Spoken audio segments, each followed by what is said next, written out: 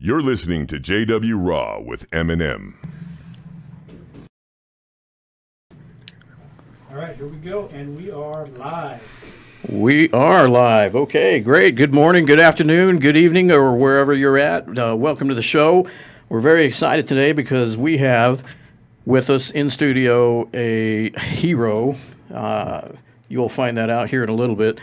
America is very proud to have this guy on our team, and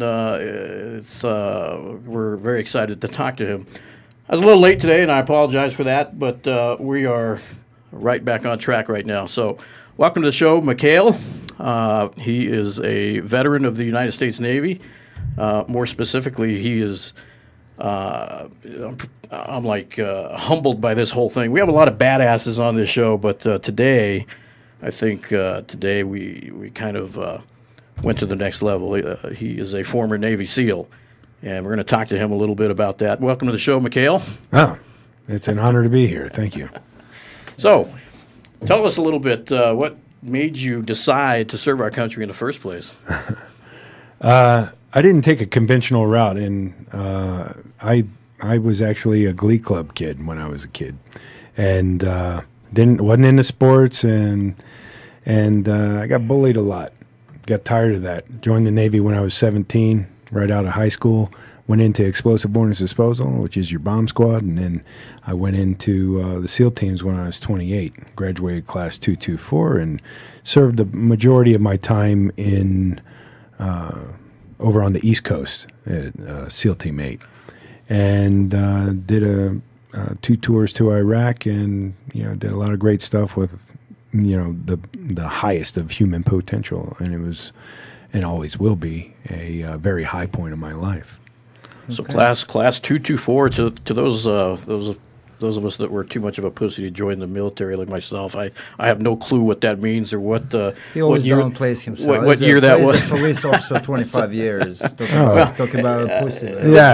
Yeah. By the way, we you weren't putting yourself in harm's way at all. This is exciting. He was sitting in the car eating donuts at alcohol. Yeah. We have 2 Mikals in the room at the same time. He's Mikal and Mikal.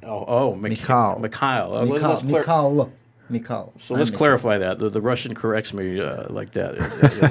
And his name is not Russian. It has a separate meaning. Yeah. If you want to talk about it, be the one. Okay. Yeah, because I asked you American, right? He's obviously yes, and I'm like, well, that's not an American name, really. I've never heard him named like that. So Mikal, it's Mikal, right? Yeah, Mikal. Mikal. And so what year was what year was class 324? Well, I was going to ask. Oh yeah. No. Okay, we'll get how that name came. Let's finish the name thing. Let's okay. Introduction. Well, I wasn't actually born Mikal Vega. I had a after almost being killed. Secret name.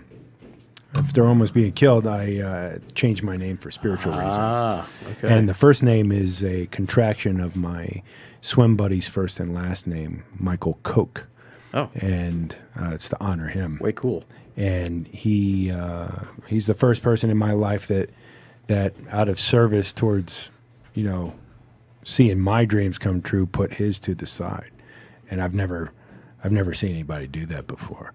And nor had I experienced it up to that point. So it was a very profound impact on me in my life. And now I feel the reason I'm still alive is to do the best I can do to help others to achieve greatness through the use of their creative talents from a place of service that can help others discover theirs and do the same. So yeah, man, it's very interesting. Obviously, it takes a special. You have to be a special kind of person, to join the service, especially at that level too. I mean, a lot of people join, but that's like a super level up. Going through what this guy's going. And, it's and like on that note, non-stop training, man. This is a Navy guy also, so and I couldn't even imagine. We can't downplay. Yeah, I went to the Navy. I tried to do the best I could with that, and I always admired, obviously, the level that you fight at. Yeah. And if we're MMA gym, fighters gym, but at the same time, it's like it's nothing in comparison to this. This is a life and death situation. Here's the thing for me: like a personal experience is a personal experience. So, and we talked about this briefly downstairs, but I'll hit on it again. It's the dedication towards some end state that it's a very similar type of dedication, whether that end state is becoming a MMA champion or if it's becoming a Navy SEAL and conducting combat operations. Either way, the amount of work that goes into achieving that potential of that level of human potential is the same. That dedication and the difference being is stepping into the octagon or stepping onto a battlefield is that when you step onto a battlefield, that one side's gonna die, right? Well, in one way, in MMA, it's in your it's figuratively speaking, yeah, but in your case, it's really life or death. But that can happen. It can happen in MMA as well. Yeah, but the chances are obviously with being on the battlefield with like yourself being injured and almost killed with IED, man. Nobody's shooting bullets at you in the octagon. I mean, Vegas, they're shooting bullets. We talked about that last week. But here's the thing, though. Like the point being is that the amount of work that goes into achieving whatever that end state is very similar. There's a lot of sure. And it's with any high aspirations. So the mentality that goes into being able to go through that type of grind and become that is very similar. I agree. So I don't ever want to. I don't ever take away or compare somebody else's achievement to what we do.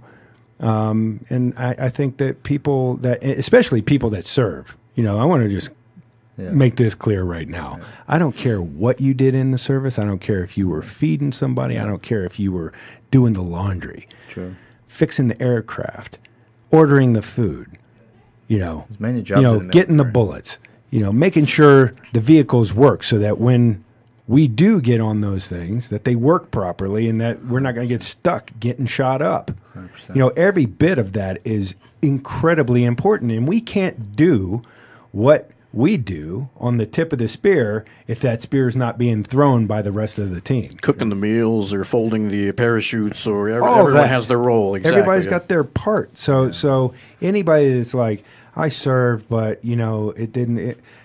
Be proud of that service. You are the top 1%. Yeah. Only 1% serve. Only 1%. It's an incredible number, and I can only imagine the stuff you've seen in your career. So how many years total did you do? I did 21 and a half years. I call it 22 because that last 6 months. And how did it start? Like, I mean, you enrolled, you went as enlisted, or I went enlisted. And then I guess you just did regular service, right? And then you said you went into BUDS at 26 or something, right? 28. I was 28. I started out in bomb squad, EOD, explosive arms disposal. Scary, dude. You ever seen that movie, The Hurt Locker? Yeah. Oh crazy. My God. So I'm just going to let you know. I'm just going to let you know that every bomb squad guy out there that's listening to this cringes every time somebody brings that movie up.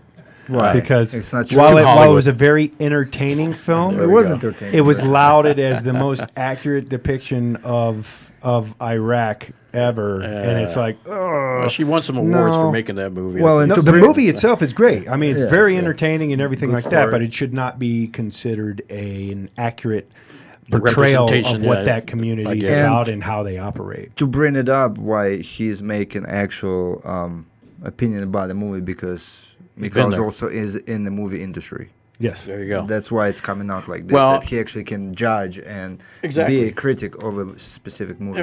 He's got both front covers, being a bomb squad guy and being in the movie. Talk about been there, done that. Come this way. So we can talk about that a little bit now. Then now in your post-military life, you're doing some technical advising, I guess they call that specifically. In the movie industry, where your directors will hire you to tell the actors, all right, so we want them to hold the gun and go breach a room or whatever. Greg does the same thing. What's the right way to do it, And so that's what you do now. Greg Jackson does the same thing for MMA, like advice for like fighting movies, Kingdom. Oh, great. Greg was, you met him downstairs. Yeah. He was a big, exactly like you for Kingdom. Yeah. Doing the same thing. I do, so like I was saying before, I started out performing. That's what I did all through junior high and high school, and I used to beg my grandmother to send me. Yeah, total Glee Club kid, hot pink vest, top hat, That's funny. putting on a Ritz, you know, all that shit. Now look at him. And Life changing. yeah. There's no way I would fall for that. It's true. I got scary pictures. now. I'll show you Come on. later. Come on. I'll show you pictures You're later. not fooling us like that. But and then I joined the military, and as I concentrated on that and started moving that proverbial ball down the field, I started to forget about all that. And then when combat hit, I had completely forgotten about it. It was just all combat, and focused on being good at what we do there. So it was because of my service that I was asked to be a part of Transformers 3. As a special ability guy in the background that looked cool, Great handling movie. a weapon. And so Harry Humphreys is the Vietnam era SEAL that got me in there, and I'm so grateful to them to get me started, because what it did is it made me remember. It made me remember that I really wanted to do this. I had this knowing, like there's only 2 times in my life that I knew something. One was that if I went to SEAL training, that I'd never quit. I knew I'd never quit. It would be a death first type thing. I'd die in training, Or the only thing that would get me to be able to not go is an injury. To what can you do about that? And then I even kind of like talked to the corpsman there, and I was like, hey man, something happens and it's not like life threatening or something like that, or to where you'd get in trouble. Don't let them pull me out for some trivial garbage. Yeah. You know what I mean? Yeah. And he made it, and we worked all that out, and he was good to his word, real good dude. But I got like walking pneumonia like Thursday or something in Hell Week, but he kept, he's like, I'll watch him. I got him. It's crazy. Some people try so- to run away from that. They actually, like, no matter how bad they feel, they try and get in, man. Like, don't take me out, man. I'll die in training. No, I Don't take would. me out. I would have. And I think a lot, I don't know what that catalyst for that was, but anyway. So time went on, and so there I am on this set, and Michael Bay looked, and he looked at me, and you got to understand, I was 265 pounds then, and I had a bald head and this big, huge mustache, and I'm like, I'm still active in the teams and everything, and he's like, holy shit, what do they call you? And I was like, Hooch. And he's like, perfect. Great. He goes, do you want to be an actor? And I was like, yes, sir. And he goes, good, come here. Wait, can you act? And then I go, well, you're the judge of that one, Michael. Yeah. And he's like, fair enough, come here. And I don't know if you saw the movie, but there's a scene where the building's falling over, and then there's this big bald dude that sticks his head out, and he's like, oh, they're shooting at the building. He looks over. Well, I was nervous as hell because I was standing there, and despite all life's experiences and everything like that, I'm standing there, and realization came back while I was standing there, and all these people are staring at you on this $60,000 an hour set, looking at you. Please don't screw this up. Yeah. And then I remembered at the same time that kid, that Glee Club kid, and it all started coming back. Oh yeah, I wanted to do this. I can do that. I wanted to do this, and here I am because of all that realization that life's experiences put me here, despite all of the stuff that I had gone through or was going through at the time. I was there, so did that. He liked it. Things went on. And then we become a principal in the film. And it was, it's just been one thing after another. So up until this particular job on NBC's The Brave, I was an actor. I was doing acting, straight acting, and I've been working as an actor and, making it as an actor for the last, since I got out in 2012. So they approached me because, about 2 years ago, there was a guy that approached me to play the lead of this film that was called, what's it called? The New Orleans Incident. And it's about I'm sorry. No, it was called The Demons of Jack County. And so basically it's like, some special ops guys that go and they get recruited by a team to go investigate, these strange occurrences down in some small, South Texas. Is this thing out yet? The Demons of what is this? Yeah, the Demons of Jack County. I gotta watch this I gotta explain what happened here. Okay. That's not the title you're gonna find. So I was like, okay, I'll be a part of this. Great, it's my first lead role, and low budget thing. And it was directed by a veteran, so I was like, okay, cool. And this production company was called AK Waters Productions. And their mentality was that they felt like veterans they kind of get held back a little bit in Hollywood, because of mentality and people's opinions and beliefs. Whether that's true or not, that was, we were like, you know what, let's start making our own stuff. We can be more than tech advisors. We can be more than the guys behind the screen, like helping people out with their stories. Let's start telling our own stories. Why not? Yeah. Let's do it. So that's what we did. And it's very veteran heavy production, mostly all veterans in that film. So I'm telling that because, as time went on and, things got done and, the title of the film all of a sudden becomes Navy SEALs versus Demons. Yeah. And it's like, you motherfuckers, and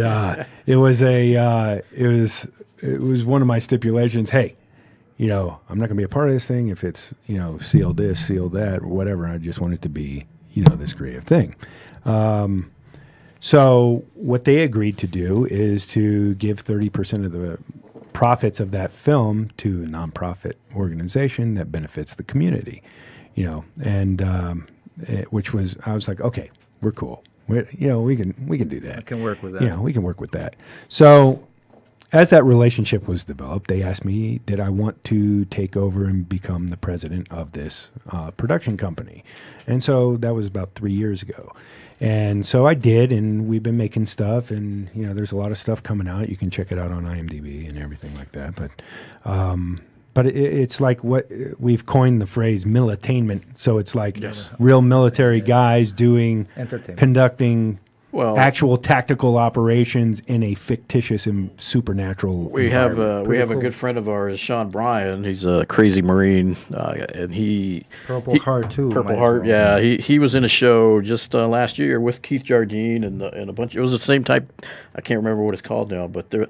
About zombies, no? Frank Lester. No. It's not with zombies. Yeah, man, it's going to drive me crazy now. I feel horrible that. But anyway, they just finished the same type movie, all military. Yeah. So and I love what you're just talking about. And I love seeing guys getting out there making stuff and doing it and like exploring that creative outlet. Yeah, why not? Here comes this opportunity for the Brave, and they go, "Hey, do you want to go be the tech advisor on the Brave?" And I'm like, wait a minute. I thought we were doing this thing where we're, not going to be the tech advisors and we're not going to be just go talk to the guy. He's coming from a great place, Dean Georgeris. I was like, okay, I'll go talk to him. So I did. And he came with such sincerity on wanting to get it right and making sure that they're honoring the men and women that are doing those jobs that I was like, okay. I will do your pilot, and we will see in Morocco whether or not you walk the walk, right? See, that's got to be important.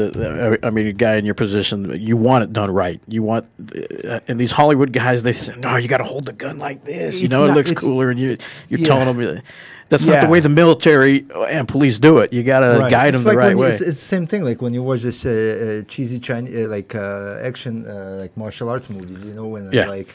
This shit don't work. Like, really? This shit don't work. Like, no matter what, man. Like, especially when you see that they're trying to make it as realistic as they can, and it's just not working. Yeah, there's no middle ground. Yeah, it's like you either go total cheese or you go total realistic. Yeah, and then that's when you get the real people involved, the real people that know what they're doing. Yeah, but I think that actually there is kind of a middle ground that I've discovered working on both sides of it. So if we were doing tactics, completely accurate, you'd never seen the actors, right? Yeah. So the camera's got to see the actors, and sometimes we have to make compromises on how things would be set up, like, you know, to be able to fit everything in frame, you know, or we need to keep them in a certain lighting situation, or, you know, any number of things. A storytelling element, you know, that wouldn't happen because well, yeah, but it pushes the story forward, so we have to make that. And so what happens is this natural, really beautiful,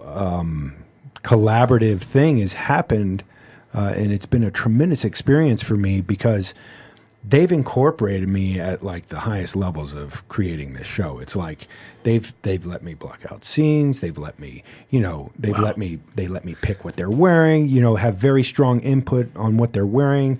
And then if they're like, they can't because of this, man, is there anything?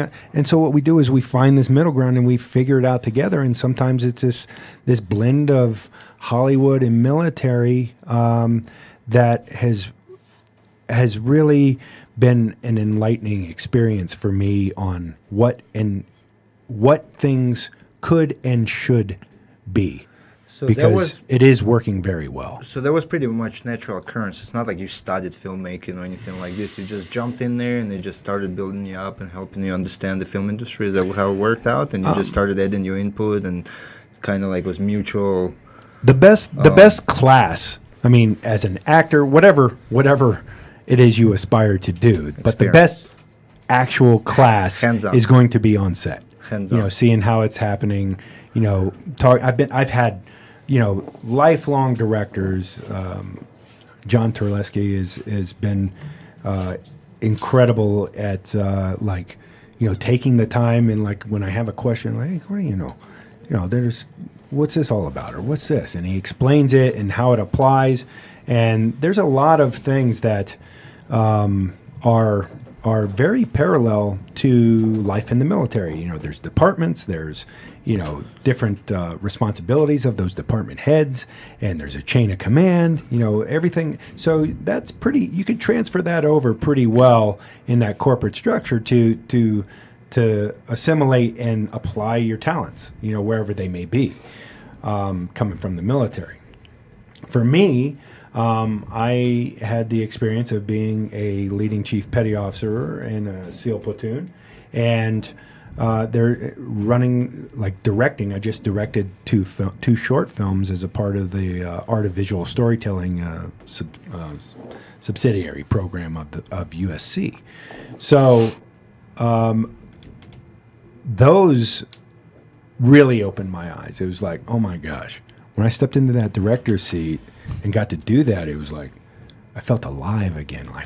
I love acting and everything. It's a completely different thing. It's like acting to me is takes a complete mastery of self and confidence of being in your own skin to completely expose yourself to the world, you know, and not judging it, you know, and you're standing. I mean, you just auditioned for our show, didn't you? Yeah, I know, man. And it's like this. And I didn't get picked, so I'm like, what the hell, man? I was like, it was driving nuts. He told me in the morning that they already filmed that part. I'm like, what? Yeah, what? sorry. They wanted an authentic Russian. you I'm tried. like, couldn't get, but yeah, man. Sorry, They picked bro. an Italian. They had a Russian guy. Oh, They- he was actually a real actor, probably. yeah, he's been in it for a while. Well, stunt guy. experience. Had a lot matters. of experience, and he looks great. He's got this huge scar under his eye. There you know. go. Get a scar.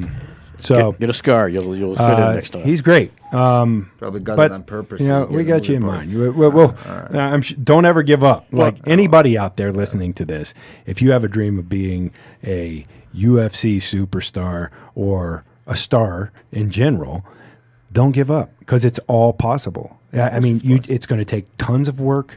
You know, you have to not shy away from that work. You have to embrace the discomfort, and you have to learn, and that, because that's what's going to give you mastery of yourself to the point that you'll be able to take what's thrown at you, whether that's success or failure, or what you perceive failure to be. There's a note on that. Whatever you perceive failure to be, things are going to be thrown at you, and it'll give you the resilience and the tenacity to be able to move forward and handle yourself as a professional. Because if you don't have those experiences, and let's say somebody just gives you something, you're not going to appreciate, you're not going to be able to step up into that spot like, that you were given it for. And then it's going to be lost on you, and you'll probably go, sideways and, just kind of drift off into the distance, and it won't be something that's sustainable for you because you don't have a solid foundation of who you are. And so whichever way that breeze is blowing, it's going to push you left or right. And people will be able to take advantage of that. And so it's the process of becoming that is, and I think you hear every great person talk about this. There's no failure. This is my own personal thing. There's absolutely no failure unless you stop doing what it is you're trying to do. Makes sense. Once you stop, that's it. Yeah, and that's coming from the most successful people here, like we see success so much that, either it's at your level, right, and being at the highest of military honor and, pursuing and going through SEAL training. To the most people, it would just be like, how do you do it? How do you go through it to become a high-level MMA fighter? You got to start somewhere, obviously, and you have to have a goal in mind that you have to go after. But it seems like with a lot of people, it just... they're lost in a way where they don't know what they want to do, so which happens. It's funny. It's like, how do you find your niche, or whatever they say? Like, how do you know, how do you become a police officer of 25 years? Like, how do you become a Navy, a SEAL of 25 years? Like, when do you begin? How do you know that it's your calling? Like, that's the hardest part. Because I was lost for many years, man, trying to find myself. Well, here's the thing. It's, you got to show up. You know what I mean? You have to be able to listen. For me, that's the biggest. Explore. You have to be able to open your mind. Right. You need to gain enough mastery of yourself to be able to listen to the signs. Be able to see them. You have to develop awareness. I got into this. It wasn't when I started. I got into these warrior meditations that have really increased my ability to be aware of opportunity. So opportunity doesn't come once in a lifetime. It's always there. It's always around. It's always there. It's always always. It's always around. I agree. 100%. So whoever came up with that statement, Genius. Yeah. Anyway, so just having the ability to recognize opportunities and take and have what I call the spiritual credit to be able to seize the moment. Yeah, seize the opportunity. Like exactly what I did. This thing's called seize the moment. There's this warrior. Carpe diem. There's this warrior meditation called Kundalini yoga, and it's developed by thousands of years of warriors.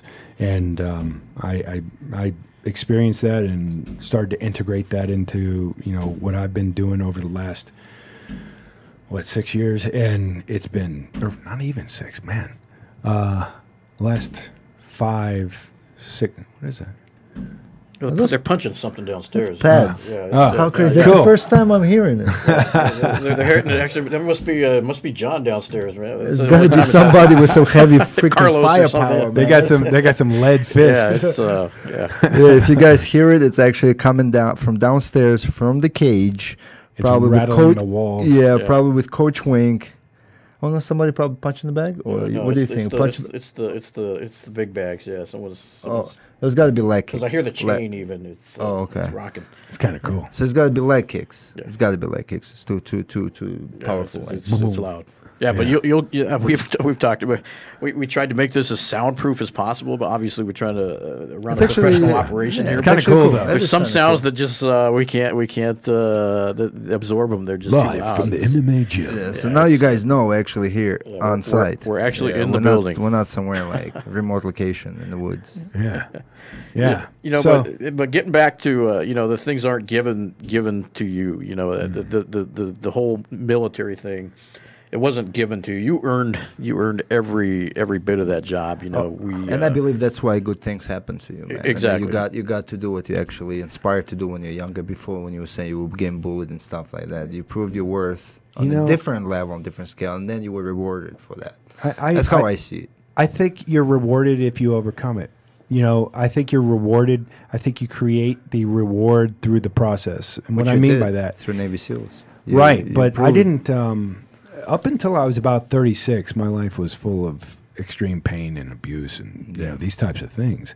But because of what I was referring to before, I've developed an ability to integrate those experiences into who I am, and it developed a strength that has, really afforded me the ability to seize opportunity and to be able to let stuff go that I really think I'm supposed to have or want or have an outcome. I have myself an attachment to the outcome.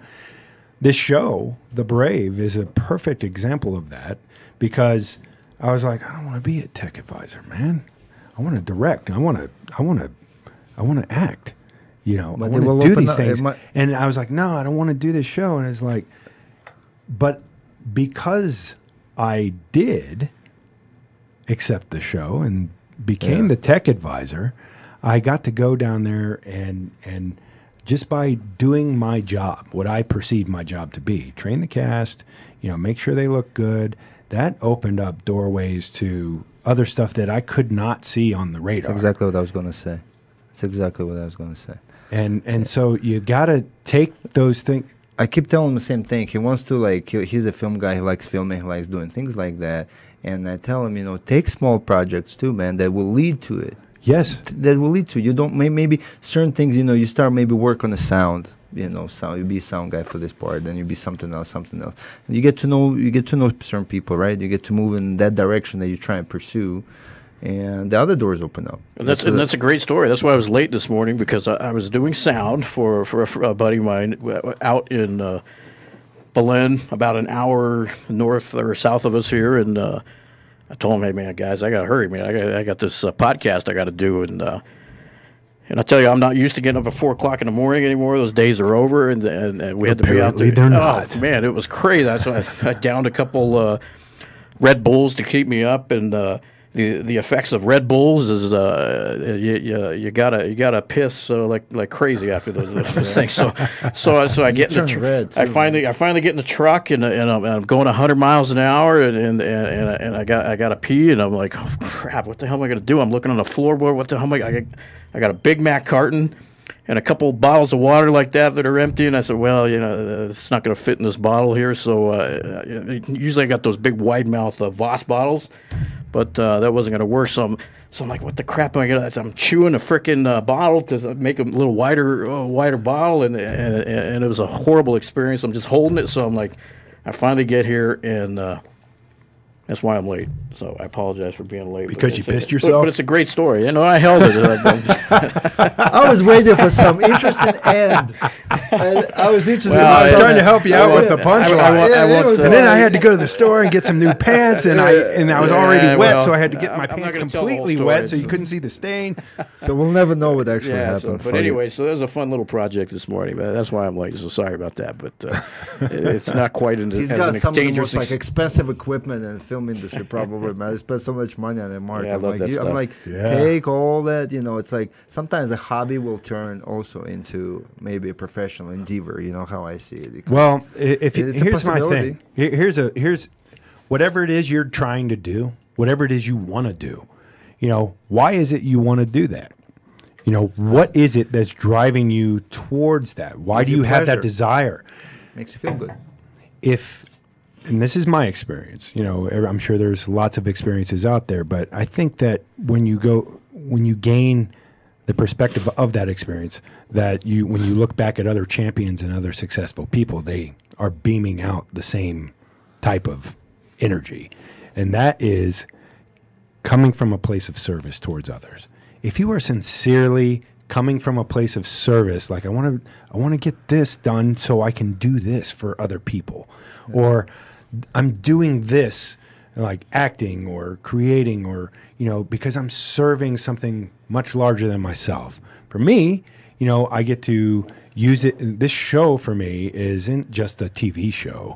It's a foundation that I'm building to raise awareness around veterans issues. And Vital Warrior, my nonprofit organization, vitalwarrior.org. You can see what we're about. But it's using your opportunities for the service of others to make the world a better place, you know, or to help make somebody else's life better. You know, help guide them to the proverbial path. You can't walk it for them. And even working with Vital Warrior, you know, you get guys that show up and then they disappear, and then other people show up, they stick, and then they're reporting in a very short amount of time how great this thing is changing their lives, how this thing's changing their lives. Just read the testimonials. I want to talk about that a little bit, the Vital Warrior. I mean, it's awesome that you're doing that. Tell us a little bit about what it is and how that came to be. So, I'm going to make this as short as possible. I'll take all day. We got all day. We're not on a clock here. Oh, okay. We're not. Okay, cool. We're good. So Vital Warrior is a result of my experiences coming back from combat and having issues and going through the medicated route on addressing those issues. I couldn't sleep for 4 days at a pop. They put drugs on that. I had pain-related issues. They put drugs on that. I had you know, they put in, at the end of the day, I was on like 13 different pills. Jesus. Making some pharmaceutical people rich. Yeah, for sure. And we won't go down the conspiracy theory road. But anyway, sorry. But the reality of it is that it almost killed me. Like I started to have this cardiac like arrest where I was out on the island and you know, it was going down hard. And so I didn't die, but I remember laying there being relieved, like, finally, it's over. You know, good, let's go. You don't have to go through this pain. I was like, I don't have to. I was letting go. I've been there. I've actually been there. I didn't. I'd like to hear about that. But I didn't die, obviously. But what it did was it was the catalyst for me revolting against the system, how it was. So I got myself off all the pills. Anybody out there wanting to get off pills, do it through a doctor, because I started going loopy, like it was crazy. Like I was getting psychotic and stuff like that from trying to get off of these poisons. Yeah, no one's going to advocate going cold turkey on. Yeah, it happened to me with my back, man. Like you was losing your mind. You can't. Yeah. I got in these painkillers, man, and I couldn't. And it's like it takes over your life. It takes over your life. It was like everything was gray. Like there was no color in anything. Like one moment you feel I didn't gray. feel anything. You know, one moment you feel good, the next moment you're depressed. It's not a normal life. No way. It's and he was on really 13 different things. I can well, imagine. and that's coming from your combat wounded injury, right? Yeah, from painkillers, sleeping pills, you know, antidepressants, Jesus. amphetamines, you know, all these types of things. I set him up with Dr. Bo Hightower today. Yeah. Because he had the surgery. Please do. He'd be honored. Yeah, he had the neurosurgery. Neurosurgery in 2009. On your neck, right? Yeah, C5, C6. IED. He got caught in the IED fire. Yes, I can only imagine. It low ordered. Stories. I'm lucky. So it came about because of your experiences, and you wanted to kind of share. Yeah, so I put together this thing. You know, I started out with going to myofascial release. That's Rolfing. You guys know what that is? I heard about myofascial. You'd love it. That's what Dr. Bo does. He talks about He that talks about stuff. that all the time. Rolfing is amazing. It's kind of like torture, but they don't ask any questions. Oh, it hurts. Yeah. Oh yeah, what he does make you cry. Yeah. Oh, Yeah. Oh my All God, you will the- hear there's like people five- doing it. screaming. Yep, Yeah. that's what he's doing. Oh. And his shit works. Oh, with And sticks. on top of many See? other things that He he uses does. like sticks Yeah, and that's rocks it. and That's it. Yeah, it's Yeah. horrible, man. I cannot wait. Yeah. Okay, Oh yeah, so you'll you're- get in there. You're definitely in the right place. I'm definitely in the We'll right introduce place. you after the show. Yeah, we definitely. got you. Well, he's I already already introduced good. him. Yeah. I can't wait. Yeah. Yeah, he's I'm got an coming in appointment Friday. Oh, Friday. there we go. Friday. Boom. Yeah, Friday.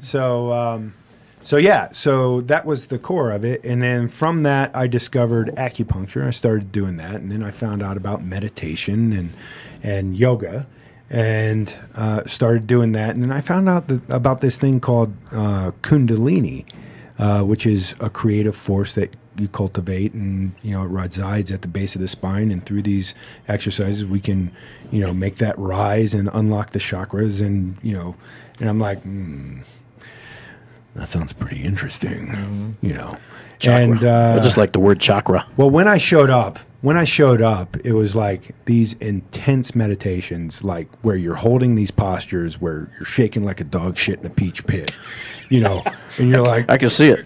you're understand just sitting there, that shit, Yeah. dude. It's not this. It's not the vinyasa flow yoga or anything like that. It's well, when I was performing it, it was a.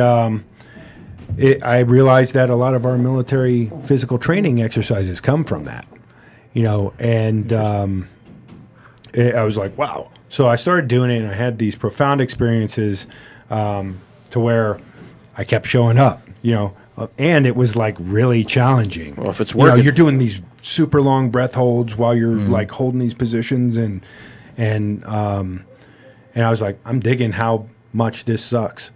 Yeah. Oh, yeah. So you know, You know what I mean? It's making me better. And so what I did, I kept showing up, and then things started to clear. Like things that bothered me, it was like I never even had it.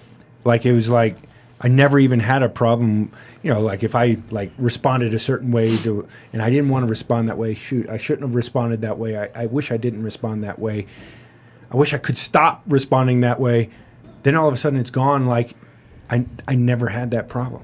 And it's like, holy shit, this is amazing, you know. And so I kept going, and it's like a daily practice that I don't miss, you know, because it has taken me from that, and what it's done, it's given me the ability to incorporate those experiences. Look, we're given life's experiences, those horrible and great experiences, to make up who we are, to develop us to the point that we can carry out whatever it is we're supposed to do while we're here, right? Whatever that is for the individual. Yeah. Even with horrendous experiences, a lot of times people get stuck in that experience. It keeps broadcasting right here. If you've got like something playing on the desktop of your computer that you don't like, what do? You turn it off. You turn that thing off. We can do the same thing with us. We can tune in to whatever. Okay, we're talking about Hollywood stuff. The mind, Oh, you okay over there? Yep. All right. Good. Yeah. the mind is a projector, right? And everything we experience is the film. I like that theory. Like that. You way. can pick. I like what we've that. got to do is, and this is what we're not doing. We've got to teach people how to change the film, because we don't teach that. Yeah. That's what this stuff does. It teaches you how to choose what you want to see. You So can how watch, do you- how you do can you watch get into it? Skinamax, or you can watch How do you get into it though? a happy Like, ending film. You know? How do you get into it? Oh, happy. Well, ending. that's exactly what I was saying. Yeah. The I each thing led to another thing, and once I found this, I was like, this is it. This is everything everybody needs, but you've got it. It takes tremendous work. Well, so where do you start? Like how Where do you start is you start by showing up. We offer free online for veterans, first responders, and their families. We offer free online courses in these meditations. Wow. I have a number of things that are online that you get for free. And we can all get that through the website, thevitalwarrior.org. Yeah, and then just reach out to us there on vitalwarrior.org. We'll make sure we and get then up some we'll get links you- for sure. Yeah, Nick, definitely. And then we'll put get you camera, a free. Nick, put camera on me so they can see the Vital Warrior. Well, that's the name for those that need to see it. That's how you Vital spell Yeah, Warrior. on your shoulder, on your Vital arm Warrior. right there is Yeah, the URL. Yeah. Maybe on the other shoulder too. I don't know. But anyway, it's vitalwarrior.org. If you can't spell Vital We'll Warrior, put it I out don't know. there. We'll And put so it out reach there. out to us and Well, and look it tell us up. you want an online account, and then you get free access to Rama TV, and you've got my teacher, who is the most powerful Kundalini yoga master alive Wow. today. Studied 43 years And under this a Yogi local guy? Bhajan. No, he's in Los Okay, Angeles, Los Angeles. but he Is there travels all anyone over the here- world. Is there anyone in Albuquerque, like for you? No. Just me. You wait till I'm December. that I'm aware of. There may be other people teaching in Albuquerque. Teaching Kundalini yoga is taught by Yogi Bhajan, the master that brought it over. We'll look it up. Speaking of pain, we got to do a little plug here Yeah, for I our was for our actually sponsor. thinking It's the same thing, CBD oil. I don't know if you've got any experience with CBD oil, but it's one of our. It's an up and coming the thing that people are starting to use for pain, and we have a local company here called CBD Boutique. and they've been around for a while now. We're very proud to have them as our main sponsor, and we want to give a shout out to them and thank them for helping us out getting this show going. And we're going to get them on the show pretty soon here to talk about exactly all the benefits of what they do. We're definitely in no position to talk about all the benefits of their product, but from what we're hearing from not people just in the fight world, but civilians outside this fight world, that it's got some incredible benefits to it. So we'll be talking about that some more later, but it's another avenue for holistic medicine. Yeah, because like exactly. people. Like we were talking about, pharmaceutical drugs, man. It will mess you up, man. Just another thing if not you can to find a way. Preaching to the proverbial choir. Yes. Have you ever tried CBD oil? Okay. Yeah, try it. I went a different route. It's natural. It's real natural. yoga- And I've tried it. It made me feel good for like inflammation stuff, especially since you're a grappler, as a matter of fact, for all the fight fans. Yeah, gentlemen also grapples, man. I'm a big advocate of jiu-jitsu and grappling. So yeah, see Navy SEALs and everyone grapples these days. Like, how can you not grapple? I love this it. guy don't grapple. He quit on me, man. I tried to get him to grapple. He's You like, don't grapple? Yeah, I grapple. I grapple at home. It's much. You grapple your wife? It's much more exciting. Grapple your yeah. wife? Yeah. Hey, we all gotta whatever get our works. cardio somehow. Yeah.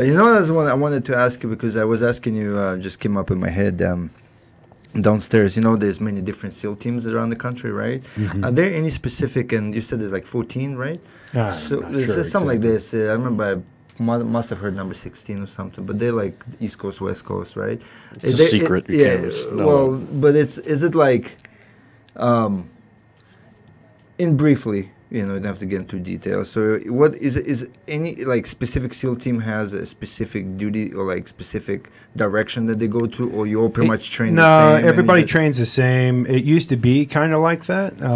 It's like specific areas of specific, operation. Yeah, because everyone hears about SEAL Team 6, SEAL Team Yes, 6, yeah. 6, 6. Everything's 6. But No, not six. Well, SEAL, well, SEAL, it's the because SEAls of are that, the but- SEAls, as far as I'm concerned. I just don't understand. It's like APD is better than BCSO, or the state police is better. Police are police, SEAls are SEAls. I just don't get the whole this team is better than that team. I think we're all on the same team. Well, that when it comes particular to- team is a Tier 1 unit. Okay. So they get unlimited funding. They get top training. Which one? SEAL 6? Yeah. Okay. And so they have deep unlimited pockets, Okay. and so they can train however they want to train. Division 1 They college. can, and they select the best So out they're of the the pros. SEALs. The best, yeah, they're the all-star team. Okay. I So see. they're the Okay. all-star. I didn't know They that. are the. So that's why all-star we always teams. hear about them. The Absolutely. movies are Yeah. about this. Okay. Yeah. You know what's yeah. funny, Mike? I And found they're out about responsible for. They were designed to conduct operations that are high profile, and that they cannot afford any types of things to go sideways. And so those men there on that team are very capable of doing that, and they are. There's some the best of the crazy. best. There's some crazy mystique about like Navy SEAls, because I found out from him he was on the East Coast in Little Creek, right? And I was in Virginia Beach Station, and we were there at the same time, and I Small wasn't, world. and I was on his base at Oh, the wow. same time. And I remember driving through there. I forgot what it was for. And I was on that base, and it was like so quiet and mysterious. That place was like, it was strange, because I was in Virginia Beach, it was busy, a lot of like planes flying all over your head, And I was in Norfolk, a lot of like noise. That place was quiet, like ghosts. Secret stuff. I'm like, oh damn, man, there's gotta be some cool shit going on around there. man. But it wasn't for me to know. Well, you're but- a SEAL. I don't get it. You're still a badass. It's all relative to me. To me, it's all relative. Do you miss it? Like, do you miss being in the action, in the combat? Like, do you miss it, or is something that is just like, whatever, just... I gotta be honest. There's parts that I do, and there's parts that I don't. It's Same thing with but me. overall, my overall feeling is no. I'm done with that whole world. It was like forever ago. Now it's like because of the realizations that I've had and the work that I've done, I've been able to shed a lot of that stuff very rapidly. It gets you from point A to point B very fast. You know, there's lots of things out there that can do that, but this Kundalini yoga, dude, it's like a rocket ship. And you've totally transitioned to the movie thing right now. You know what? You were talking about being a director now, which is great because you can pick the good tech advisors that make great movies. You know, one of my all-time favorite movies is a movie called Heat. And whoever the technical advisor was on that movie, it was awesome because I'll tell you what, that firefight in the street, the firefight, the reloading drills, I think you're going to see a lot of that stuff in our show. Yeah, and you see so many movies that are just so fake. Yeah, wait till you see next week's. Okay, great. On the Brave, we're talking about. On the Brave. Okay. NBC, guys. NBC tonight on the Brave, Tuesday or Monday after The Voice. So a lot of people 9 o'clock. Yeah, a lot of people don't know that 9 p.m. 2100 for you military. 2100. So is that mountain time or what? Yes. Okay. Yeah. A lot of people don't know that New Mexico is a huge film industry right now, and so The Brave is being filmed locally right here in New Mexico with so many other movies. How did The Brave even come to light? Tell us your experience about how that came to be. Well, Dean Georgeris is the showrunner. He's the creator. He's written, many very famous Manchurian Candidate. Oh yeah, that's a badass movie. Yeah, he's been working in the industry for a very long time and has been very successful as a writer. So this is his first delve into television, and he's the showrunner. The showrunner is the one that puts together and makes all the final decisions on, with the network on how the show's going to go, what he wants, what the vision. He holds the vision of the show and makes sure the left and right flanks are, pretty much adhered to for the tone and, visual representation of what it is we're trying to do with this particular bit of storytelling. The reason I got onto it is because he came from such a place of service towards veterans and military in general and the people that are doing these types of jobs that good for him. How could I not? I was like, yes, I want to be a part of that. That's amazing. I'll do it.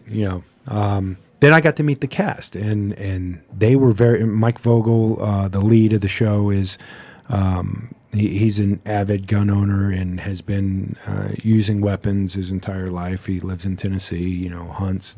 I love this guy. He's awesome. Misha, maybe not as much, but anyway. No, but we just guns. Just that whole Las Vegas thing touched me, man. It touched everybody. That touched everybody, and the way I keep saying something has to be done. I don't know what it is, and I don't have a solution for that. But not to do anything about it is not right either. I'm sure you have an opinion on that. We talked about it last week with Greg Jackson and Winkle John. It's we're all big gun guys around here, New Mexico, Texas, Wild West. Well, I'm absolutely a avid gun owner, and I believe in our Second Amendment rights and you fought for it. Yeah, a lot of us did, and I'm not one of the people that would like to see any of that go away. And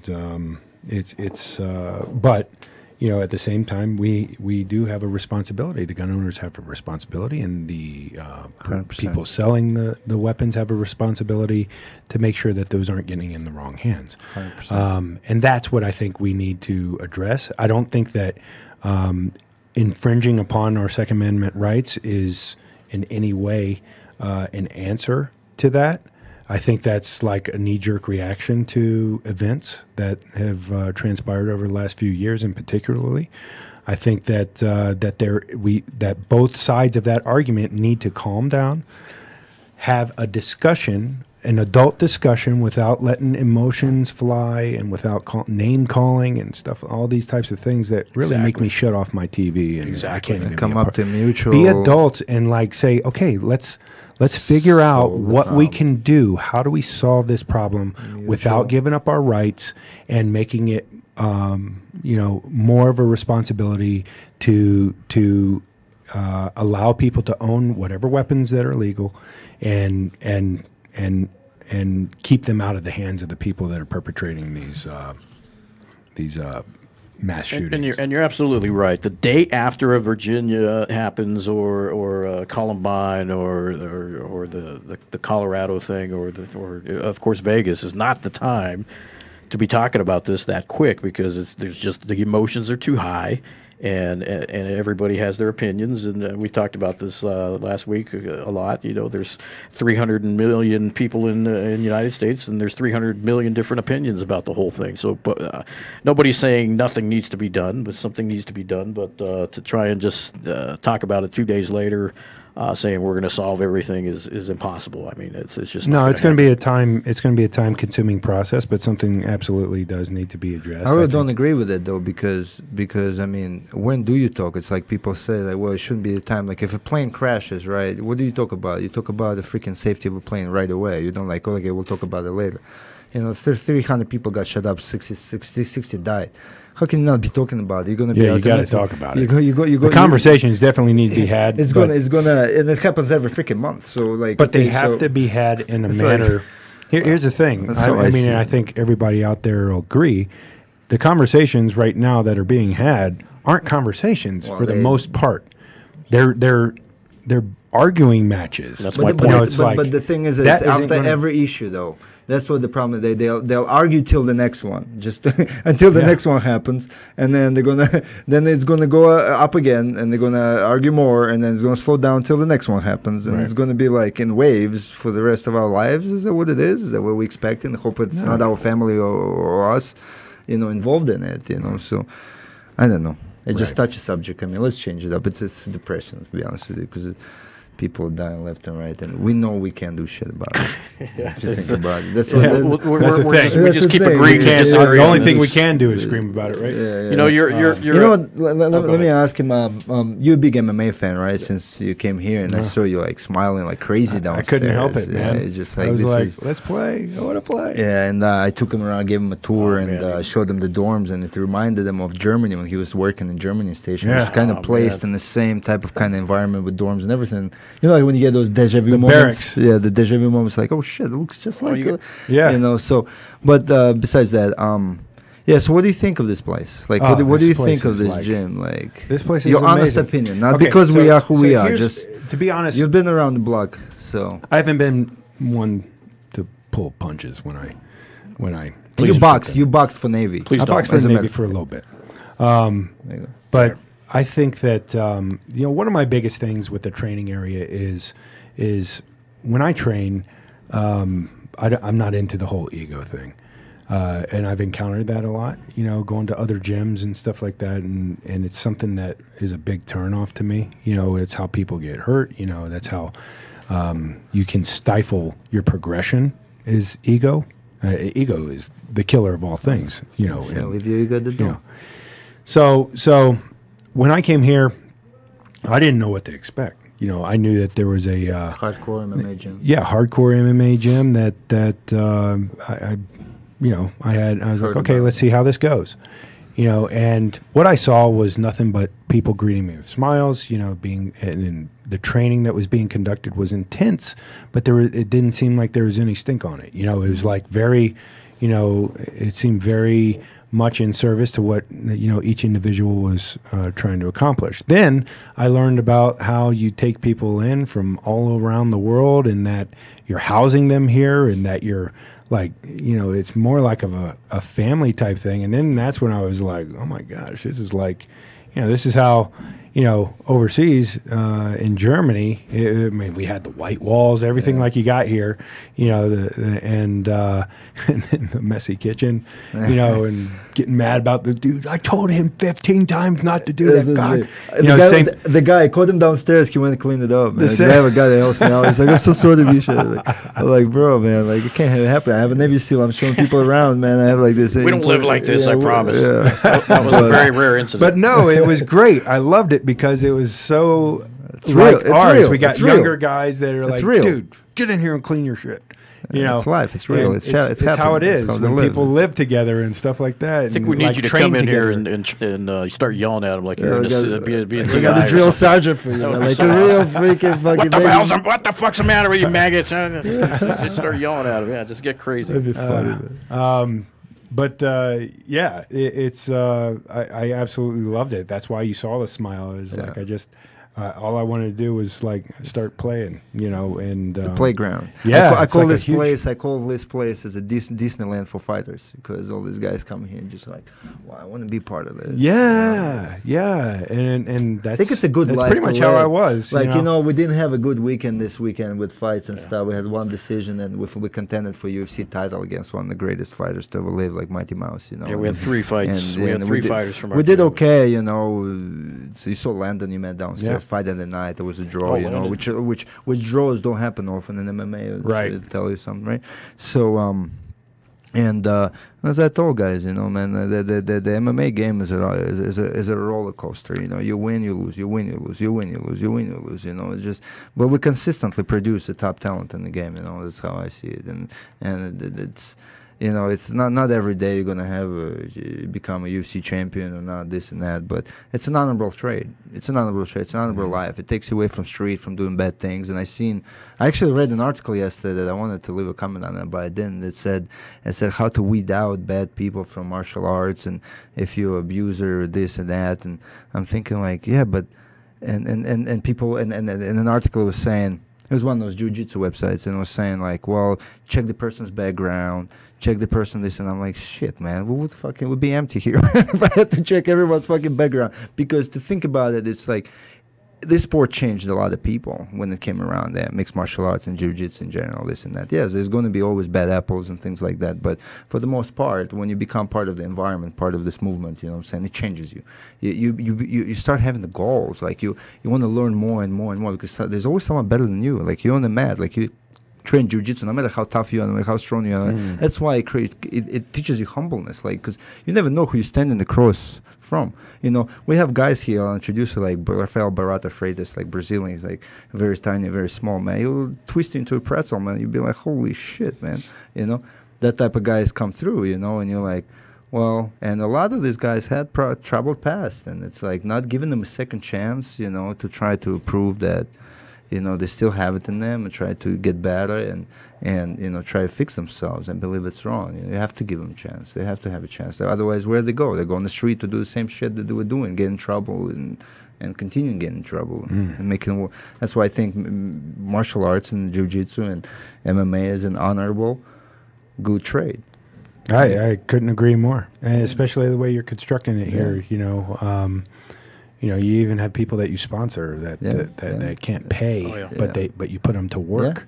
You know, so that's like the old temples in you know, feudal Japan. Help us. You have to empty some trash cans, but help us. We'll you're help getting the best you. training You know? in the world. I mean, we can't do it for everyone, obviously, but if you know, we truly see something, you know, because obviously this is a place of business, very expensive place of business, and it needs to generate revenue, keep these lights on, you know what I'm saying? That's what I come through. We try to make sure it's everything smooth and running up. But, you know what, if I see somebody that really deserves it, I will take that chance. Yeah. That's pretty incredible. You've been extremely generous with your time, and we appreciate it. I just want to make sure that we're not running. No, you don't have anything else going on, but you know, I want to ask a little bit. No, nothing. Good. I see. Well, your phone is blowing up like crazy. Just like mine. I got a question for you. For one of our fighters, Tim Kennedy. I'm sure you've heard of him. He's one of our favorite dude, badass guys, and we get these questions all the time. Tim Kennedy is such a badass. He kills people for a living. How can he not be the greatest UFC fighter in the world? I mean, what do you think the disconnect is, or what's going on with that? What's your opinion that people would think that about him, and he doesn't perform that way? What would be your opinion? Sometimes he does, sometimes he does. Just, you know, he's human the way I say. Yeah, I mean, that's such a vast question. Like, what's going on in an individual's training timeline and life experience, and you know, and times two. You know, so whoever he's up against, or what, you know, it's like the situation. Yeah. It's the situation. It's the you know, person you're up against. It's like there's so many variables. It's like that's the thing. You can't dial down on one thing. What you got to do is look at the whole thing as like a good stock chart. So in your life, you're going to have, these dips where it's like everything's going wrong. Blah, blah, blah. What you need to learn to do is develop the ability to pull out of the nosedive and have that upward trend again, And so over time, like if you look at it under a microscope, everything's like this, But at the end of the day, everybody's going, that dude's a badass motherfucker. Yeah. You know what I mean?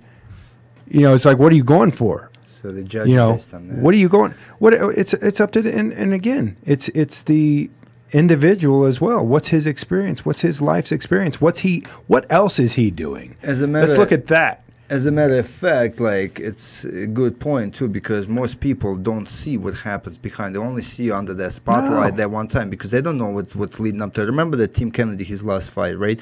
He was scheduled to fight in New York City, right? I believe that fight fell through, right? He was in great shape, ready to go, blah blah blah, stuff like that. He had a filming stage right after that. So fight falls through. He flies out to Mexico, filming, gets out of shape, comes back, and while he's doing it, I guess they schedule him for another fight. Gets in there, loses the fight. It was a terrible shape. Didn't get ready. Didn't have no choice. Had to take the fight. Things like that. Certain things that happen in life that people just don't That's what I'm saying. But they judge you based on that one thing. Listen, everyone has a bad day at work, but like, I want to clarify, out of shape for Tim Kennedy instead. So instead of running 20 miles a day, he was only running 10. Yeah, and that's already out of shape. Yeah, for this guy. See, and here's the thing: it's those different events. At the end of the day, it's up to Kennedy. On whether or not he's succeeding. Yeah. It doesn't matter. Sometimes people take chances too, because they sometimes you take chances. A certain position where you cannot not take a chance. Those are the essence of what dictates our teachings. Yes. And again, he's not going to quit. No, he's going to keep going. He's going to keep aspiring to greater and greater things. And these things change over time. You can't be rigid. You have to be like water. Exactly. That's what makes you a badass, because sounds like Greg. Yeah. Sounds like Bruce Lee. Bruce Lee, well, yeah. No wonder. You're all on the same playing field there. Well, but it's true. Yeah. And that's what Bruce Lee was talking about, in my opinion, is you have to take things as they come, envelop them, become them, and then you hit like a thunderclap. So. I always say perseverance, man. Perseverance, it's a road stone. It's a big changes mountains. Yeah, perseverance, going after things that you really, really want. I've been trying to get into MMA industry for so many years too. Like, I knew I'm not going to become an MMA fighter, but I love training. I competed in jiu-jitsu, things like that, and my life situation didn't allow me, but I love the sport so much. Just like you. I'm going to say something about Misha. One of the things that really impressed me about Misha was, and because I'm in the film and television, and he was trying to help out his fighters, because some of them don't have a lot of cash, and they're doing everything they can to keep training. So he's passionate about helping the fighters succeed and have a good life and have this honorable trade and keep doing what they love doing. I can speak for that. Yeah. And that was very genuine to me. Thank you. So that made me want to do something. Thank you. And it's what I was saying before, coming from a place of service. So you don't have to be, if you don't attach to the outcome, and you allow yourself to be like water and to flow in whatever situation and take it as it comes without attaching to, oh man, I didn't get that part. Well, you open yourself up to all the possibilities, that God has for us. And if you're coming from that place of service, so I guarantee you, if you stay there and you're coming from that place of service, amazing things are going to keep happening. Well, it's exactly the thing that I always say. Don't play him up too much, because Mr. Winklejohn's not going to allow him to leave anyway. So but he always says I'm replaceable. Yeah, he keeps trying. He keeps trying to put in for stuff, but replaceable but not indispensable. I hope so. I hope so. You can't. Meaning moving you into a bigger influence. So I'm open to things, but like, I love what I do. I love what we created. To be honest with you, it's being part of something as big as this. I could only dream of. Just like what you did. You got into Hollywood and you're doing movies, and like if somebody would have told you that 20 years ago that you'd be starring, I mean, in movies like this, would you really truly believe it, or you just say, yeah? No, I would believe it. No, I mean, when I was 6, I used to tell my grandmother, I was like, hey, when I told my grandmother, and this is just, for me, it was this is different, true. There's been things that were like that, but this in particular was, there's only 2 times that I knew something, that I really knew something. One of them was when I was 6. I remember talking to my grandmother, please send me to acting school. I know I'll be good at it. I'll just, okay, so you're coming from that. So I knew that I'd be in this place, and in fact, that's why I came to California. Like, they had to move me to kind of a desk job while I was going through all the surgeries and stuff like that. So I was like, let's do that we're on the West Coast. It's getting kind of late and I'm getting long in the tooth. Yeah. And, it's getting about that time. But there was a knowing, and it had faded, to be honest. I had forgotten it. And then because of my, like I was saying before, maybe it happened the same thing to me, because I grew up watching like from UFC 1 and stuff, like getting into it and watching this sport grow, because it happened now a lifetime when I became popular, right? UFC, MMA, mixed martial arts kind of happened around while we were here, right? And the same thing to me is like, I always told myself, it's like, man, how cool would that be to be a big part of a big team? And it's, to be honest with you, I did think about it like maybe 5, 6, 7 years ago. Like I would watch, I admire it, all these guys doing these things and like this, and here I am. I'm like, holy shit. How did that happen? How the fuck? I was never even close to being here. Never. People like, I started working with like, I got into jiu-jitsu, started like training, rolling, and one door opened up to another. I fell in love with the sport so much. I started going to different gyms, started meeting fighters. One thing led to another, started working with a lot of Russian fighters, boom, boom, boom, here I am in Albuquerque, moved all the way from East Coast to New Jersey. Like, holy shit. And so I keep always saying, like you're saying too, it's just like, keep going at things that you want. If this is something you really want. Don't be afraid. Don't be afraid to take chances. Everything you want is on the other side of fear. Yeah, 100%. I agree. Everything. It's a good message to send, actually, coming from a freaking badass like you, for sure. Well, we're not going to keep you any longer in our silly little podcast here. I know you got some more important things to do, but okay, stop. Okay, we need to stop that. Your silly little podcast. That's all this stuff. This is always the beginning. Is one day. If somebody would have been telling me that it's shit, gonna be big one day. Yeah, well, exactly. And if somebody would have been telling me that stuff, like this little thing, or this, if I would talk about, this little movie I did, or this little thing, and it wouldn't lead to another put stuff. Put that energy on it. It kind of could stop, shut the fuck up, bigger Mark. things happening. Stop ruining the vibes, man. At any rate, we're honored to have you in our and I'm honored to be here. I'm tired of fighters, man. Like I'm tired of MMA fighters. This is like freaking real life fighter, man. This is a nice break, and we're honored to have you on the show. We're honored to hear your stories, and we're excited to hear where this is. It's good to make your acquaintance for sure, man. You as well.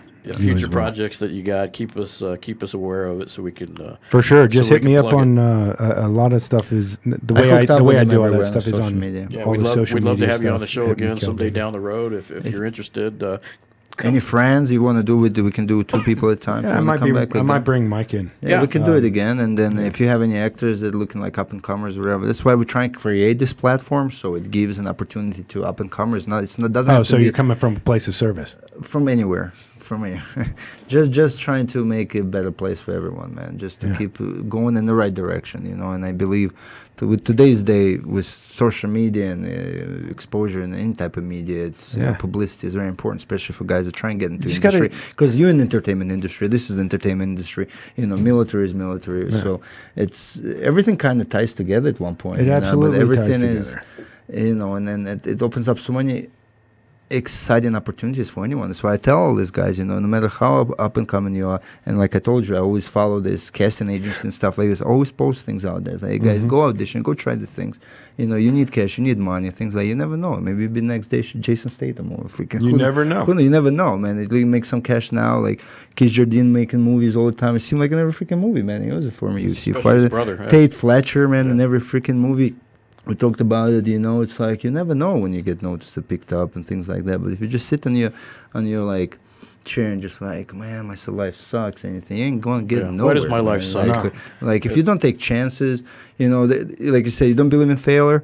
I don't believe so either. But it depends how you look at it, right? The way you say it, you know, like if you stumble, shake yourself off, get up, move fucking forward, man. Yeah. Life is when you get stuck in it, and life is going to stop. Don't dwell on it. Life is going to when it hurt. all happens. But then life is a roller coaster, just like freaking. Yogi Bhajan said one of my favorite quotes is, "If you don't want great pain, don't pray for great happiness." You know, and so because they go hand in hand. Yeah. You know, and it's part of the life's experience. You know, another one is my super. This is my favorite. He goes, "I don't believe in miracles. I rely upon them." Mm-hmm. So beautiful. Cool, So we plugged vitalwarrior.org. What's your Instagram? How can people follow your crazy at life? Mikal Vega. At Mikal Vega. There you go, guys. Pretty So easy. That and Twitter is the same thing. follow him. If you don't already.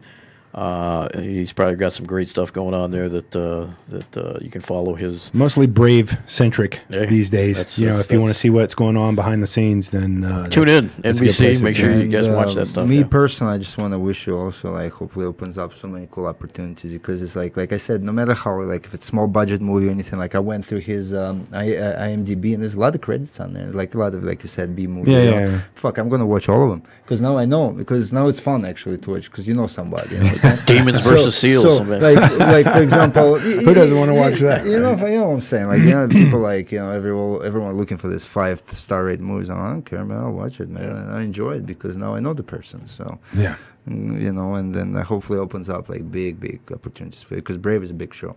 Yeah, it's great. On NBC. It's brilliant. I'm really proud of this show and the amount of dedication towards that spirit of service that I was talking about is just, it's through the roof. Man. Success story right Tune in, guys. 2100 military time, since we're talking about military stuff. 9 p.m. for you civilian types. After the voice. After the voice. Watch it. And when you see those cool fight scenes, military scenes, gun battles, now you know who's working on it behind the scenes to make it all look so badass. And we appreciate it. Real shit. Yeah. Thanks, guys. Thanks for tuning in. Thank you, sir. It was an honor. Appreciate you. And about paying the bills, we're gonna do one more shout out. One more shout out to our CBD good Boutique. friends at CBD Boutique. Yeah, I mean, just good stuff, man. CBD Boutique, local company, supported by their products. They're helping us out a lot in this way. We're just gonna get better, with their help, and will allow us to have such a wonderful guest. Just learn more, explore opportunities to learn from other people, learn from fighters, real life fighters, real soldiers, or actors, fighters, whoever. It just seems like podcasts these days is a big thing. It's clearing the way to a lot of interest in topics discussed and many different opportunities opening up. Right, people get out there and for us, CBD Boutique is the one that's helping us make it happen. So I just always want to say thank you on every show. So, ladies and gentlemen, thank you very much for tuning in, and we will see you next week and do it all over again. Thanks. Thank you. Bye-bye. Thank you. Through these doors walk the greatest fighters in the world.